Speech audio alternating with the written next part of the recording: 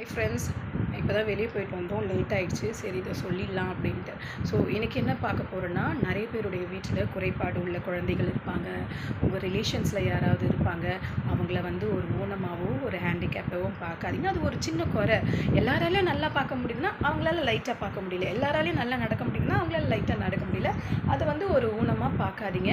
ஏன்னா உங்களையும் என்னையும் விட அவங்க தான் ஏசப்பாக்கு ரொம்ப பிரியமானவர்கள். அவங்க தான் ரொம்ப விசேஷித்தமானவர்கள். ஏன்னா அவங்க தான் வந்து மனிதருக்கும் ஏசப்பாவுக்கும் உள்ள ஒரு மீடியேட்டர். இன்றைக்கி நம்ம ஏசப்பாவை நம்ம துதிக்கிறோன்னா அதுக்கு முதல் காரணமே அவங்க தான். சரிங்களா? எப்படி சொல்ல வரேன் அப்படின்னு சொல்கிறேன்னா, பைபிளில் ஒரு இடத்துல வசனம் இருக்குது. ஏசப்பா வந்து ஒரு இடத்துல வரும்போது அங்கே கண் பார்வையற்றவர் ஒருத்தர் இருப்பார், குறைபாடோடு இருப்பார்.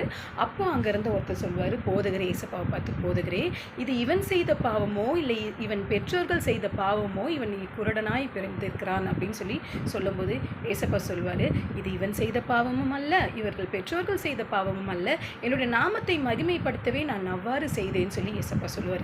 என்ன அர்த்தம்னா, நம்ம நிறைய இடத்துல ஷாப்பிங் போவோம், ஸ்கூல்ஸ்க்கு போவோம், காலேஜஸ்க்கு போவோம். ஸோ இந்த மாதிரி குறைபாடு உள்ளவங்களை பார்க்கும்போது நம்ம என்ன சொல்லுவோம், நல்ல வேலை ஏசப்பா எனக்கு எல்லாமே கொடுத்துருக்காரு, நல்ல கை நல்ல கால், பார்க்குறதுக்கு எல்லாமே கொடுத்துருக்கிறாரு, அந்த மனிதர் மாதிரி என்னை படைக்கல, ஆண்டவரே ஏசப்பா நன்றின்னு நம்ம சொல்கிறோம் இல்லையா? அதை சொல்ல வைக்கிறது யார்? அந்த குறைபாடு உள்ள அந்த மனிதன் தான் நம்மளை சொல்ல வைக்கிறாங்க. ஸோ அவங்களால மட்டும்தான் நம்ம ஏசப்பாவுடைய நாமத்தை நம்ம மகிமைப்படுத்துகிறோம். ஸோ அதனால தான் அவங்க விசேஷித்தமானவர்கள். அவர்களுக்கு பரலோக ராஜ்யத்தில் எப்பொழுதும் ஒரு இடம் இருக்குது. தயவுசெய்து அந்த மாதிரி மனிதர்களை பார்த்தீங்கன்னா நேசிங்க.